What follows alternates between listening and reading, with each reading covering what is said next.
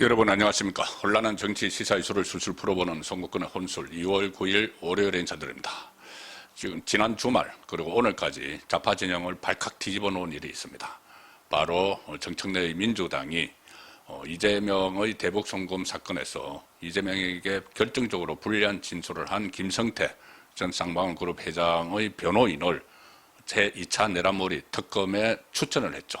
그래서 이재명이 노발대발했고 결국 민주당이 추천한 사람을 배제하고 조국당이 추천한 변호사를 2차 내란몰이 특검으로 임명을 했습니다. 판사 출신 우리법연구의 좌파 변호사죠.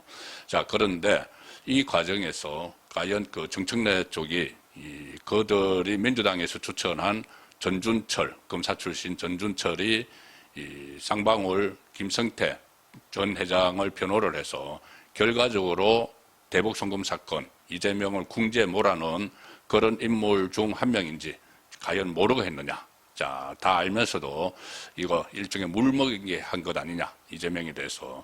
오히려 이 대북 송금 사건의 이슈를 나중에라도 재점화시킬 수 있는 그런 장치를 걸어놨던 것 아니냐는 말까지 나오고 있습니다. 그래서 음모론 이런 이야기도 좌파 진영 안에서 나오고 오늘 최고위원회의에서도 완전히 발칵 뒤집어졌습니다. 민주당 안에서 초단기에 이재명이 레임덕 상태까지 빠지는 그런 한 현상이다 이런 말까지 나오고 있고 오늘 정청래의 뒤를 봐주고 있는 김어준은 이 방송에 전준철을 추천을 했던 이성윤이 서울중앙지검장 할 때 그 밑에서 전준철이 반부패수사 1부장, 2부장에서 이성윤의 신복이죠. 그래서 이성윤이 전준철을 추천을 했다. 정청래에게. 자, 그 말까지 나오는데 그 이성윤을 김어준이 방송에 불러서 오히려 그 전준철을 그냥 특검으로 밀어붙였어도 될 뻔했다. 이렇게 하면서 이재명을 직격하는 그런 모습까지 있었습니다. 그래서 이게 정청래가 과연 실수한 거냐, 인사검증에 실패한 거냐, 아니면 의도적으로 이재명 물먹이기를 한 것이냐. 이 논란이 계속되고 있는 가운데 조금 전에 이 뉴데일리가 단독 보도를 하나 했는데 이건 완전히 정청래가 이재명에게 물먹이기 2탄을 쐈다. 2탄이다는 것이 거의 분명해지고 있다고 저는 생각을 합니다. 이거 계속 물먹이고 있는 것 아니냐는 생각이 드는데 어떤 내용이냐 하면은 이제 그 정청래가 최근에 지난달 1월 29일에 법률 특별 보좌관을 한 사람을 임명을 했습니다. 법률 특별 보좌관을 임명을 했는데 누구냐?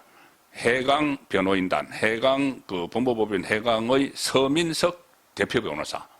기억이 나실 겁니다. 해강도 기억이 나실 거고 서민석 대표 변호사도 기억이 나실 겁니다. 뭐냐면은 쌍방울 대북 송금 사건, 이재명의 쌍방울 대북 송금 사건과 관련해 이화영의 변호인을 맡았다가 사임을 했죠. 자, 이화영이 처음에 이재명의 연루서를 부인하다가 나중에 2번 진술을 했습니다. 본인이 평화부지사일 때 북한에 돈을 보내주는데 김성태에게 부탁을 해서 대신 보내주는데 500만 달러는 스마트폰 사업비, 경기도가 주기로 했던 돈, 그리고 300만 달러는 이재명의 북한 방문하는 비용, 대가를 김성태가 대신 북한에 보냈다. 자, 그런데 이걸 이화영이 평화부지사로 그걸 추진을 하고 경기도지사였던 이재명에게 다 보고를 했다. 뭐 당연하게 보고를 했겠죠. 보고를 했다고 하는데 이재명은 지금 보고 안 받았다고 발뺌하고 있는 중입니다. 보고를 했다는 사실을 이화영이 진술을 했죠. 검찰에서 진술을 했는데 그때 그 진술을 할 때의 변호사가 바로 이 서민석입니다. 서민석. 그리고 서민석과 설주한 변호사도 그때 변호인이었죠. 이화영의 변호인이었죠. 그런데 이화영이 그런 식으로 이재명에게 아주 불리한 진술을 하고 나서 이화영의 부인 백정아 씨가 법정에서 소란을 피웠습니다. 정신 똑바로 차려라. 왜 이재명을 끌고 들어가느냐. 이렇게 이야기를 하면서 그때 설주안에 대해서는 김현지가 지금 청와대 이부속 실장으로 있는 1부속 실장이죠. 1부속 실장으로 있는 김현지가 설주한 변호사에게는 사임을 하라는 전화를 했고 그리고 이 서민석 변호사의 법무법인 해강 변호인단에 대해서는 그 부인, 이하영의 부인 이 백정아 씨가 그 변호사를 철회를 했습니다. 사임을 시켰죠. 자, 그래서 그 이유가 설주환 변호사든 서민석 변호사든 이재명에게 오히려 불리한 진술을 하도록 이화영을 유도했다. 그래서 이화영이 이재명에게 다 보고를 했다는 말을 하도록 만든 변호인이라고 해서 그 이재명 쪽에서 아웃시켜버린 거죠. 두 사람 다 사실상. 하나는 김현지 씨가 이렇게 아웃시켰고 직접 설주환 변호사에게 전화해서 사임을 시켰고 또 서민석 변호사는 이 부인이 아예 그 해강 그 변호인단을 다 사임을 시키는 자 그런 상황이 된 그 변호사입니다. 서민석 변호사와 해강 이야기는 언론에도 자주 나와서 다 거의 많은 사람들이 알고 있죠. 정치에 관심 있는 사람들. 그런데 이 서민석을 정청래가 본인의 이 법률특보에 임명을 한 겁니다. 법률특보에. 자, 서민석 변호사가 며칠 전에 3일에 청주시청 출입기자단과 간담회를 했는데 왜 하냐면 이제 이번에 청주 시장 선거에 넣으려고 한다는 겁니다. 민주당 소속으로 넣으려고 한다는 건데 그 출입기자단하고 간담회를 하면서 정청래 대표와는 전부터 교감을 이어왔다.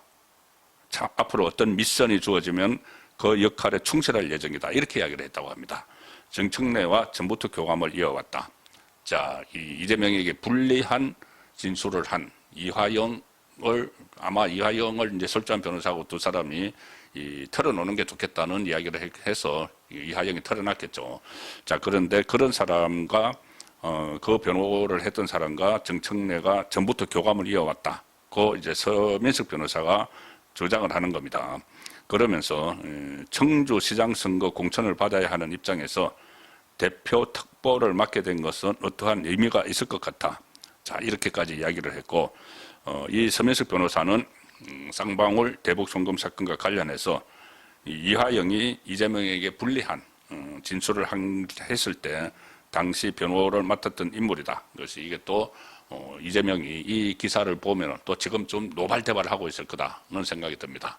어제 제가 그 말씀드렸죠. 본인에게 이 불리한 그 진술을 하고 있는 김성태의 변호인 출신 전준철을 민주당에서 버젓이 이 특검 후보로 내세우니까 뭐 경로했다 이런 보도들이 나오고 있습니다. 그래서 이거를 이 민주당 추천 전준철이 아닌 조국당 추천한 사람을 그 특검으로 임명을 하는 그런 좀 비정상적인 그런 상황이 일어났죠. 그래서 오늘도 최고위원회의에서 이현주를 비롯해서 친명계가 정청래를 그리고 이성윤을 엄청나게 비판을 했습니다. 한마디로 말하면 뒤통수 친 것 아니냐, 무슨 정치 공작 아니냐, 물먹이는 것 아니냐, 또 그런 말까지 나왔습니다. 이현주는 그 전에 이재명이 이 단식을 하다가 두 번째 체포동의안이 국회에 제출됐는데 민주당 비명계 의원들이 그거를 처리를 해버렸죠. 체포동의를 해줘서 이재명이 완전히 갈 뻔했는데 속된 말로 그 다음에 영장실질심사에서 엉뚱한 유창훈이 무죄를 선고하는 바람에 살아남았죠. 그때 이재명은 사실상 민주당 의원들의 손에 의해서 날아갈 뻔했습니다. 모든 것이. 그런데 이번에도 이렇게 그 정청래 쪽에서 하는 것이 사실상 그런 체포동의안 처리와 같은 그런 상황이다. 이런 말까지 오늘 최고위원회에서 나와서 떠들썩하고 그 뒤에 또 김어준도 있고 그 와중에 또 친문 세력을 등에 업고 있는 조국과 합당을 하려고 하고 하니까 좌파가 대분열이 일어나고 있는 상황에서 조금 전에 뉴데일리가 추가로 정청래의 이재명 물먹이기 2탄을 보도를 했습니다. 2023년 7월 18일 당시 법정에서 이재명 그 경기도지사가 쌍방울 그룹 방북 비용 대납 과정에 관여했다. 이런 이화영의 자백 내용이 공개돼서 그때 파문을 일으켰죠. 그리고 그 자백 당시에 바로 이 서민석이 이화영의 변호사였습니다.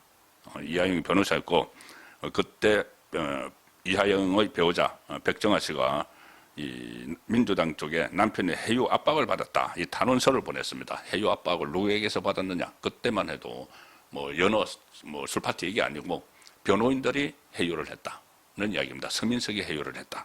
그래서 그때 24일 날 같은 달 1월 24일 날 7월 24일 날 수원지방법원에 변호인이 그러니까 서민석이죠. 서민석 변호사가 검찰하고 짜고 진술을 강요했다고 하면서 서민석 변호사 등에 대해서 해임 신고서를 제출을 했는데 바로 그 서민석 그러니까는 이재명을 궁지에 몰아넣는 그 진술을 이하영의 진술을 유도했던 그 서민석을 정청래가 버젓이 법률 특보로 얼마 전에 임명을 했다. 자, 그러면 이것은 또 이재명의 대북 송금 그 리스크를 다시 상기시킬 수 있는 언제든 상기시킬 수 있는 그런 또 장치를 걸어놓은 것 아니냐는 지금 그 분석이 나오고 있습니다. 대북 송금 리스크를 다시 덜쳐내는 그런 일이 벌어질 수도 있다는 이야기죠. 그리고 정청래가 이번에도 그 정준철처럼 나 몰랐다. 그 이성윤이 추천해서 그냥 그대로 했다. 그 이야기 할 수가 있을까요? 이 정준철 같은 경우도 포탈 검색만 해봐도 그때 그 변호인이었다는 거, 김성태 변호인이었다는 게 다 드러나고 있는 상황이고, 지금 특히 이 서민석 변호사 같은 경우는 언론에 거의 다 많이 보도가 됐던 내용입니다. 지금도 서민석을 포탈에서 검색을 하면은 그 이하영의 변호사였고, 이하영이 이재명 형에게 결정적으로 불리한 진술을 할 때 변론을 했고, 그 배우자 백정아 씨가 검찰하고 서민석 변호사가 짰다 이렇게까지 이야기를 했던 내용들이 다 언론에 실려 있습니다. 그럼에도 불구하고 정청래가 이 서민석을 법률 특보로 임명을 한 것은 뭔가 지금 이재명을 겨냥한 정말 작업이 이루어지고 있는 것 아닌가 하는 생각을 할 수가 있습니다. 자, 이재명이 이번에 또 노발대발하겠죠.